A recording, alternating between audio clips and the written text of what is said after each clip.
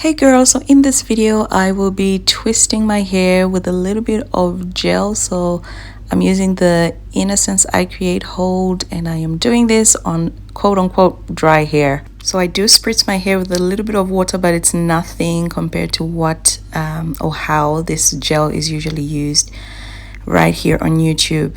Now I will also be discussing the issue of hair typing in this video, so if you're interested, keep watching. Right here I'm just showing you my recycled parts. As you guys know, I recycle my parts for ease of management. It's just a really stress-free natural hair lifestyle, if you know what I mean. Anyway, I am gonna put my hair in a bun at the top there, and I'm gonna start at the bottom with one twist there. So what I'm doing is I spritz a little bit of water on the part, finger detangle lightly, and then I apply a small amount of the I Create Hold humectant gel. I have had and used this gel for a while, a little bit actually, mainly last year and the year before. Like, it has lasted very long, and that's because I mainly got it just to use it on my ends. But I decided to, give it a go, just, putting it on my hair just to see how it helps me, particularly with frizz control. Obviously, I'm not using it for wash and go purposes, which is, how it's actually meant to be used. So it's meant to be used with a lot of water to bring out the, the curl and not have the flaking, and also use less product, etc. So I know, before you come for me in the comment section, use a lot of water. I know how it's used, but I'm just trying to, see how it can work for my routine. I am trying to include maybe a custard or some kind of product to help control frizz and help with the longevity of my twists in general. All right, girl, so as you can see, I am just dry finger detangling. You guys know I finger detangle, and I do it on dry hair, and I do this because my hair is actually quite well moisturized. After that, I go in with my humectant rich water. It's a very small amount, as you can see, but it was enough to sort of help with the spreadability of the product. Here I'm showing you this product, I Create Hold. It has recently gained popularity in the natural hair community, and it's actually quite a nice gel in my opinion. It's a botanical gel, sorry. So it actually helps to hydrate the hair or keep it hydrated. Not very cheap, but you know what it is. So yeah, I take a small amount and I just spread it all over my hair, and I smooth it really well. So the smoothing part is super important, just to make sure that we try and lay the hair a bit flat, or sort of tame the hair and help it to clump, and therefore reduce frizz. So yeah, we'll see how it turns out at the end, but this is what I'm doing. I try to keep the gel very little, like you don't want to put too much gel. I'm obviously putting way too much here, but if you try this out, just use one pump for that part, and maybe increase the water that you're using, because it can actually flake. So just some tips there for you if you end up trying this. All in all, I think a custard will work better for me, but I'm just giving this a go to see how it works. All right, so on to the topic of hair typing.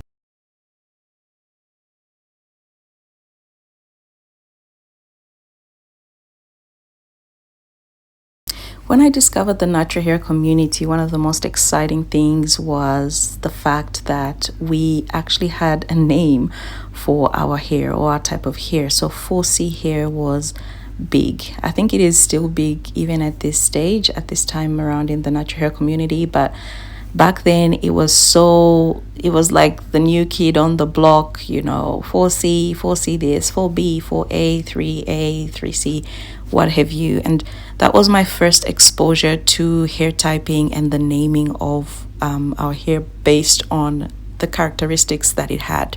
Fast forward to 2024, and we're actually starting to see a new sort of narrative come onto the scene, where people are sort of shunning away from 4C, 4B, and using that kind of language because they feel that it is not unifying. They feel like the hair typing system is not really exhaustive in its description of particularly type 4 hair and the characteristics that it has. For example, some people say, look, I can't find my hair on the chart, you know, I'm like a 5Z or 5C or something like that.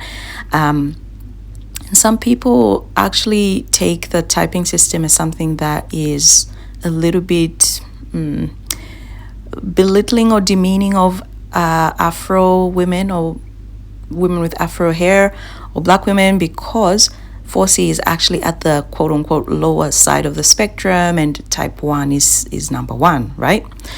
And I did a little bit of research, and I'll put a link below to a video that I watched just talking about hair typing. And initially I was a little bit ignorant about it and just saying, hey, it's just hair, like it's just a typing system to help you name your hair and, you know, like categorize the hair, etc. But when I looked a little bit deeper into the issue, this typing system, particularly, you know, by Andre Walker, who's the one who developed the one I'm talking about, it's recent, yes, but it's not the first one to ever been made. Okay, there were several other people that had come up with the hair typing system, and back in the day it was actually something that was used to segregate and to, you know, be racist against Africans or people of African descent.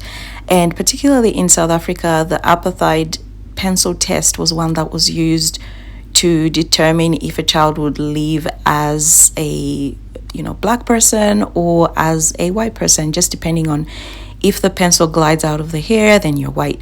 If the pencil, you know, sticks in your hair and doesn't glide out, then you're black.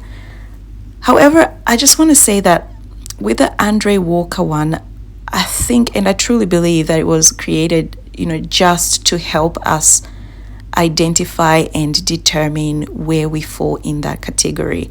Now, I can't say this truly 100% because I don't know Andre Walker, but I can see how the hair typing system has been helpful to myself.